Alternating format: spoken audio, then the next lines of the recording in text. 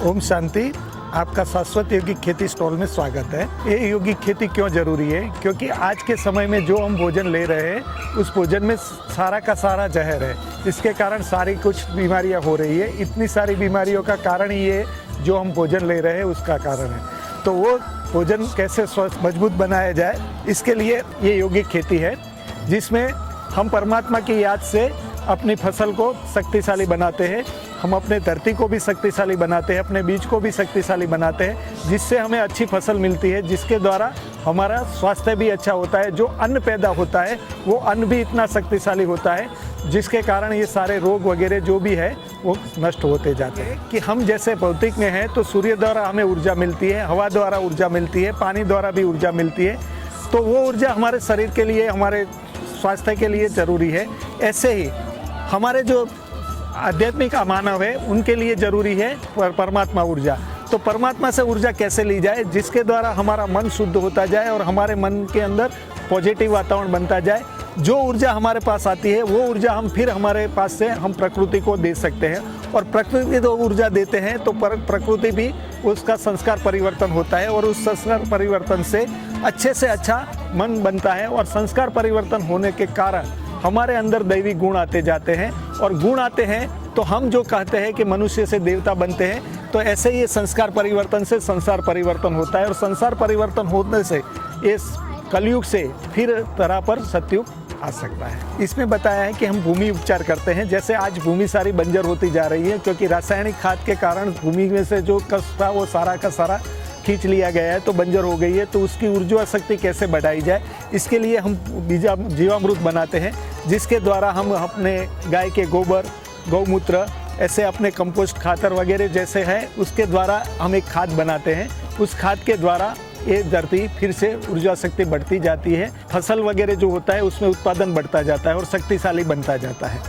उसमें दिखाया है बीज, जिसमें हम बीजामृत बनाते हैं। बीजामृत में भी गाय का गोबर, गौमूत्र पड़ता है, और उसमें आटा भी पड़ता है, हींग, चूना वगैरह पड़ता है, और उसको भिगो के रख दिया जाता है। और उसको सुखाने के बाद हम परमात्मा पिता के सामने 3-4 दिन रखते हैं, और उसको परमात्मा से सकाश लेकर शक्ति देते हैं, और उस बीज में शक्तिशाली बनाते हैं, जिससे वो बीज इतना शक्तिशाली बन जाता है, जिसके जो पौधा निकलता है उस पौधे में कोई रोग भी नहीं आता, कीटाणु भी नहीं आते, और उतना शक्तिशाली अन्न भी पैदा करके दे सकता है। इसमें है जो फसल जब निकलती है, पौधा बाहर निकल जाता है, तो उसको भी हम जल उपचार करते हैं। जैसे जल देते हैं तो उसमें भी हम परमात्मा शक्ति का संचार करके वो शक्तिशाली बनाकर उसको भी खेत में दिया जाता है, जिससे ये पौधे में भी शक्ति, बहुत सारी शक्तियाँ आती जाती है। फिर फसल की सुरक्षा करनी है तो उसमें भी कई कीटाणु वगैरह आते हैं, तो उस कीटाणु को भी दूर करने के लिए हमें जो रासायनिक दवाइयाँ हैं, पेस्टिसाइड दवाइयों का उपयोग न करते हुए अपने लिए अपने घर में बनाई हुई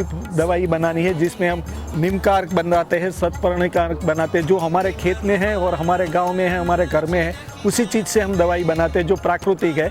इससे कई रोग नहीं आते हैं और वो सारे कीटाणु दूर हो जाते हैं, और जो भी अन्न पैदा होता है वो अन्न इतना शक्तिशाली रहता है जिससे किसी का स्वास्थ्य बिगड़ता नहीं है। इसमें दिखा है कर्मयोग, क्योंकि जब तक कर्मयोग नहीं करेंगे तब दूसरों के पास काम करवाते हैं तो उससे इतना फ़ायदा नहीं होता, क्योंकि हमारा जब तक जुड़ाव प्रकृति के साथ नहीं रहता है तब तक उतना रिजल्ट हमें मिलता नहीं है। इसमें हम परमात्मा के याद से फिर कर्मयोग करते हैं, जो खेत में जाते हैं सब सारा काम खुद करते हैं, तो हमारा जुड़ाव प्रकृति से भी होता है और परमात्मा की शक्ति भी हम दे सकते हैं। इससे बहुत अच्छा रिजल्ट मिलता है।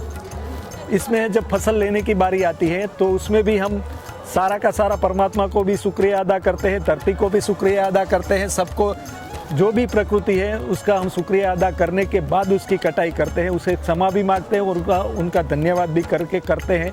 तो प्रकृति भी खुश रहती है और वो हमें अच्छे से अच्छी चीज़ देती है। इसमें है कि जो हमारी शाश्वत यौगिक खेती है उसका प्रयोग जब दांतीवाड़ा कृषि यूनिवर्सिटी में किया गया, उन्होंने भी माना कि ये सबसे अच्छी चीज़ है। उन्होंने अपनी संस्था के साथ MOU किया 5 साल का, और वहाँ प्रयोग किया गया। तो 3 साल तक प्रयोग करने के बाद उसका जो रिजल्ट निकला वो देखकर उन्होंने सारे भारत भर के वैज्ञानिकों को वहाँ बुलाया गया, उनकी कॉन्फ्रेंस रखी गई, और उन्होंने उनको प्रैक्टिकल सारी चीज़ें बताई और दिखाया कि ये ऐसे ऐसे करने से ऐसा ऐसा रिजल्ट मिला है।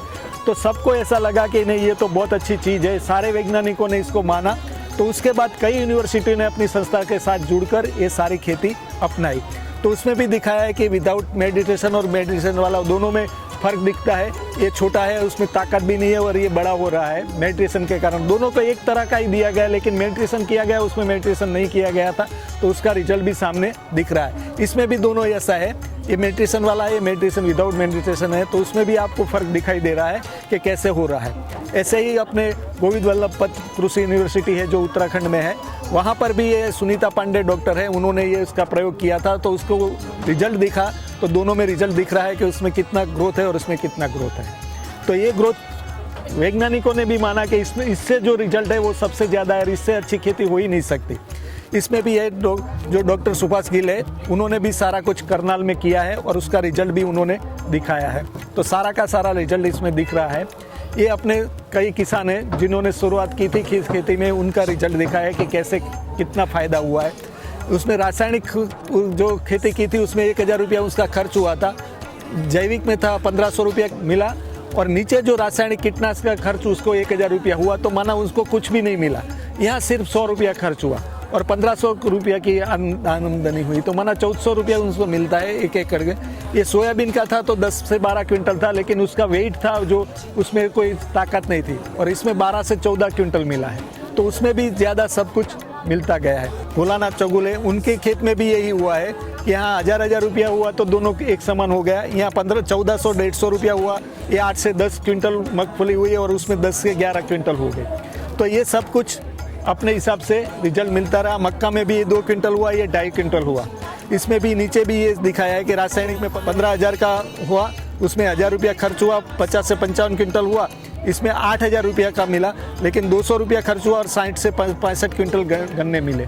माना ये सारा कुछ है जो शाश्वत यौगिक खेती के कारण उत्पादन भी बढ़ा है, और जो उत्पादन हुआ है वो पौष्टिक हुआ है, तो उसके कारण उसको आमदनी भी ज़्यादा, उसका भाव भी ज़्यादा बाजार से मिल रहा है। तो इसके कारण सारे किसान इससे जुड़ रहे हैं। इसमें दिखाया है कि कई जगह देश प्रदेश में, देश विदेश में सब जगह पर अपनी ये खेती हो रही है, और सब अपना इस खेती से अच्छे अच्छा फायदा भी ले रहे हैं। इसमें दिखाया दांतीवाड़ा, सबसे पहले दांतीवाड़ा गुजरात कृषि यूनिवर्सिटी में किया गया, जामनगर में है, इंदौर में है, उपलेट तमिलनाडु में है, अम्बा महाराष्ट्र में, कोल्हापुर, तकवाड़े महाराष्ट्र में, यदमपुर तेलंगाना, बुटवल नेपाल, फार्मरकल पालनपुर मॉरिशस में भी किया गया है, अमरेली, गोवा, जम्बीकुटा, महसाणा, इंजरकल्सी। तो ये सारे जगह पर तो दिखाए गए हैं जो भी पहले किए गए हैं। बाकी सब जगह पर पूरे भारत भर में कोई जगह ऐसी नहीं है जहां ये खेती नहीं हो रही हो, और सब इससे प्रभावित होकर और भी कर रहे हैं। और सारे किसान, जो किसान के वैज्ञानिक है, कृषि विज्ञान केंद्र है, वो भी इस चीज़ को मान रहे हैं, और वो भी सिखाने के लिए यहाँ से अपने भाइयों बहनों को बुलाकर सीख रहे हैं। तो ऐसे भी ये सारा रिजल्ट, हमने पहले हरित क्रांति कर ली, इसके बाद श्वेत क्रांति भी कर ली, लेकिन अभी ज़रूरत है आध्यात्मिक क्रांति नहीं। तो इसके लिए क्या करना है? तो सबसे पहले तो हम जैसा अन्न पैदा करेंगे उससे ही मन अच्छा होगा, और मन तब अच्छा हो सकता है जब आध्यात्मिकता में जाएंगे। तो उसके लिए हमें पहले क्या करना है, अन्न कैसा पैदा करना है। तो अन्न के लिए हम जो अभी रासायनिक खाद वगैरह उपयोग करके जो सारा खराब कर रहे हैं, तो उसकी जगह पर अपना देसी गाय का गोबर, गौमूत्र, दलहन, आटा, दूध, दही वगैरह करके उसका एक खाद बनाकर उसका उपयोग करके अपनी धरती को पहले अच्छी बनाएंगे। उसके कारण उसमें जो भी तत्व है वो संस्कार अच्छे होते जाएंगे। उसमें फिर है उत्तम बीज। तो बीज को भी कैसे हम परमात्मा के सामने रखकर उसका शक्तिशाली बनाते हैं, संस्कारकरण करते हैं। तो उस संस्कारकरण के कारण वो बीज में भी शक्ति आ जाती है और परमात्मा की शक्ति उसमें जुड़ जाती है। तो उसके लिए ज़रूरी है उत्तम विचार।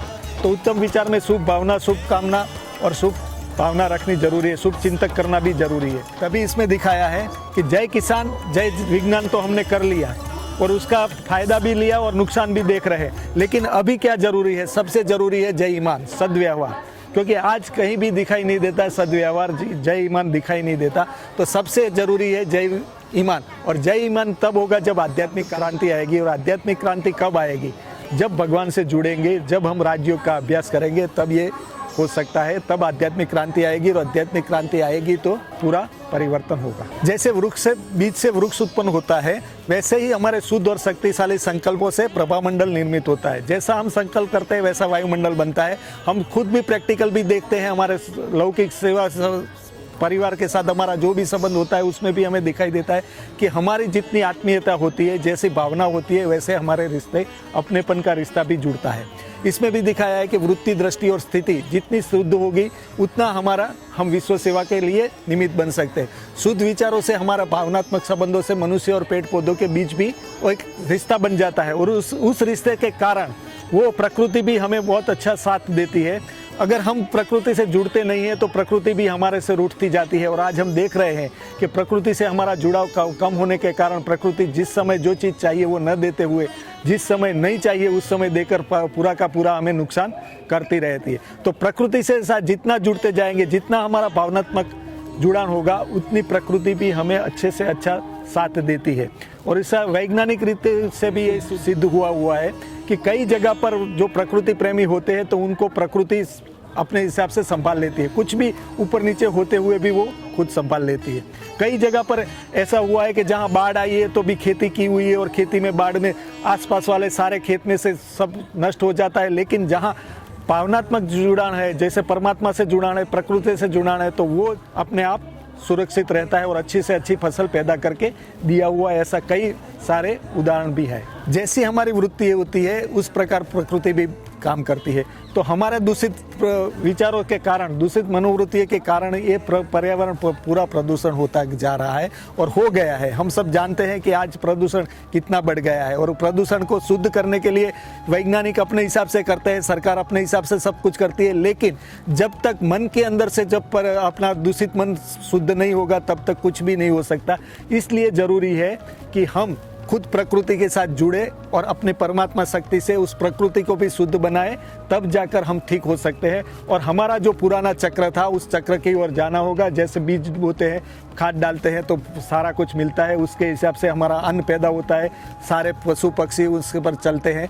तो उसी चक्र को हमने तोड़ दिया है, तो उस चक्र को फिर से, क्योंकि हमने रासायनिक खाद डालकर इस चक्र को तोड़ दिया है। जो पहले गोबर वगैरह का खाद होता था उसके कारण सारा कुछ अच्छा पैदा होता था और अच्छे से अच्छा सारा कुछ होता था, लेकिन आज पर्यावरण के दूषित करने के कारण हमारे जो पशु पक्षी प्राणी सब आज कम होते जा रहे हैं और हमारा जो चक्र है वो सारा का सारा खत्म होता जा रहा है। जब ऐसा अच्छा था तभी ये धरती पूरी हरियाली थी, लेकिन हमने जो चेंज किया और रासायनिक खाद की ओर चले गए तो उसके कारण जो ये अभी धुआं वगैरह निकल रहा है जो मिलों वगैरह फैक्ट्रियों में और गाड़ियों के कारण, तो ये सारा कुछ विज्ञान ने हमें दिया, लेकिन विज्ञान के देने के बाद हमने जो उसका दुरुपयोग किया, इसके कारण आज क्या हो रहा है हम देख रहे हैं कि काले बादल छूट रहे हैं और पर्यावरण पूरा दूषित हो गया। कहीं बारिश ज़्यादा हो जाती है, कहीं कम होती है, कहीं बाढ़ आ जाती है। वो सारा कुछ इसके कारण हुआ है और यही सारा अपने परिवर्तन करना है और परिवर्तन करने के लिए अपने मन को शुद्ध बनाना जरूरी है। हमने इतिहास में देखा है कि जिसको भी बुद्धित्व मिला, माना ज्ञान मिला है, उन्होंने तपस्या वृक्ष के नीचे की है, क्योंकि वृक्ष खुद एक तपस्वी है। तो वो जिसको भी ज्ञान की प्राप्ति हुई है, बुद्ध हो चाहे कोई भी हो, सबको पेड़ के नीचे तपस्या करते दिखाते हैं और योगी को भी तपस्या करते पेड़ के नीचे दिखाते हैं। तो उसमें वनस्पति और उनका विकास कैसे होता है, तो जड़ होती है, जड़ सारी नीचे जाती है, उसमें हवा पानी जमीन से वो शक्तिशाली बनती है और उसके कारण पत्ते वगैरह निकलते ऊपर चलता है। और दिन और रात दोनों अपना काम करते हैं।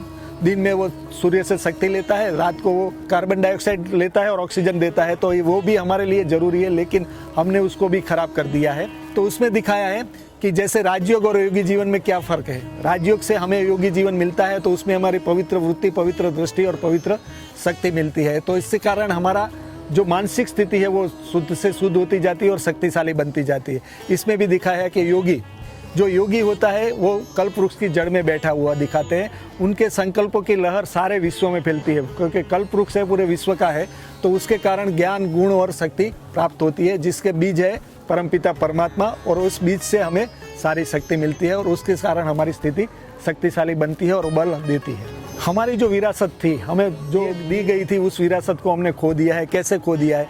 देखो, आज लोक संगीत के कारण, जो संगीत हमारा पहले था भारतीय शास्त्रीय संगीत, उसके कारण क्या था, जो तानसेन था तो तानसेन एक भैरवी राग गाता था तो बारिश आ जाती थी, जो चाहिए वो कर सकते थे। लेकिन आज अपना संगीत है, उस संगीत के कारण क्या हो रहा है, अहंकार, मोह, लोभ, क्रोध और काम वासना बढ़ती जा रही है और जो सिर दर्द भी अपना बढ़ता जाता है। जिस संगीत के सुनने के बाद हमारे अंदर जो शांति चाहिए, सुख चाहिए, वो सुख हमें फीलिंग नहीं आती है, उसकी जगह पर हमें दुख ही दुख मिलता जाता है। लेकिन अपनी जो भारतीय शास्त्रीय संगीत था, उससे हम खुशहाल प्रकृति भी थी और हम भी खुश थे। हमारे अंदर विधायक प्रवृत्ति नहीं थी, समता थी, संतुष्टता थी, शांति थी, पवित्रता थी। इसके कारण वो सारे जो भी पैदावार होती थी वो भी शक्तिशाली पैदावार होती थी। लेकिन आज रॉक संगीत के कारण जो भी है, उसके कारण आज जो भी हो रहा है उसमें हर एक के अंदर क्रोध पैदा होता जा रहा है और हर एक के अंदर एक दूसरे के लिए जो भावना चाहिए वो भावना भी दूषित होती जा रही है। लेकिन वो अगर अभी पौधों के ऊपर हम अच्छी तरह से अच्छा संगीत बजाकर, भगवान के गीत बजाकर या तो शास्त्रीय संगीत बजाकर वृक्ष को या पौधे को सुनाते हैं तो पौधा भी अच्छी तरह से उसका रिस्पॉन्स देकर अच्छे से अच्छे फलता फूलता है। संगीत में डिफरेंस है, जो रॉक संगीत है वो हमें नुकसान करता है और अपना जो शास्त्रीय संगीत है वो हमें श्रेष्ठ से श्रेष्ठ बनाता है, भावनाएं भी ऊंच ले जाता है। इसमें दिखाया है कि भारत सरकार की ओर से अपनी ये शाश्वत यौगिक खेती को परंपरागत कृषि विकास योजना के अंतर्गत शामिल कर यौगिक खेती करने वाले किसानों को भी अनुदान देकर प्रोत्साहित किया जा रहा है। किसानों के आर्थिक, सामाजिक एवं मानसिक सशक्तिकरण के लिए ये खेती आज की आवश्यकता है। जब ये सारे वैज्ञानिकों ने ये भारत सरकार को दिखाया कि ऐसे ऐसे इस खेती से इतना अच्छा रिजल्ट मिल रहा है, तो उस आंकड़े देखकर भारत सरकार की ओर से अपने कृषि मंत्री जो श्री राधा मोहन सिंह हैं, उन्होंने भी इस बात को माना और उन्होंने इस अभियान निकालने के लिए संस्था को बोला गया। तो 2016 में तालकटोरा स्टेडियम से ये अभियान का शुभारंभ उन्होंने खुद करवाया। पहले भी अपनी संस्था की ओर से तो अभियान निकाले गए थे, लेकिन सरकार की ओर से ये अभियान निकाले गए और उसमें उन्होंने कृषि जो प्रोत्साहित इनाम देते थे वो इनाम देने की भी घोषणा उस समय की और उसके कारण आज कई जगह पर किसान ये कर रहे हैं और उनको इसका अनुदान भी मिल रहा है और खेती भी करके अपना कल्याण कर रहे हैं। ओम शांति। सोलार के इस यौगिक खेती में बहुत सुंदर बीट 90 दिन के अंदर ऐसा सुंदर फल निकला है जो देख करके सबको बहुत खुशी हो रही है कि हमारे योग के वाइब्रेशन, हमारे संकल्प शक्ति क्या कमाल कर सकती है। बहुत सुंदर पालक, गाजर और बीट 3 मास के अंदर इस बंजर ज़मीन में हमारे महादेव भाई की मेहनत और परमात्मा की दिव्य शक्तियों के आधार से बिना किसी फर्टिलाइज़र के, बिना कोई खाद के इतना सुंदर फसल बन कर के तैयार हुई है। इसलिए मैं इन अथक सेवाधारियों को, अपने महादेव भाई को और विशेष योग करने वाले सभी भाइयों को बहुत बहुत दिल से हार्दिक बधाई देता हूँ। Om Shanti, Om Shanti. Especially which is grown in a calm environment and with calm vibrations. So we should be very grateful also to this life we're taking into our bodies, because this life will give us a lot of support also for our mental health. Thank you.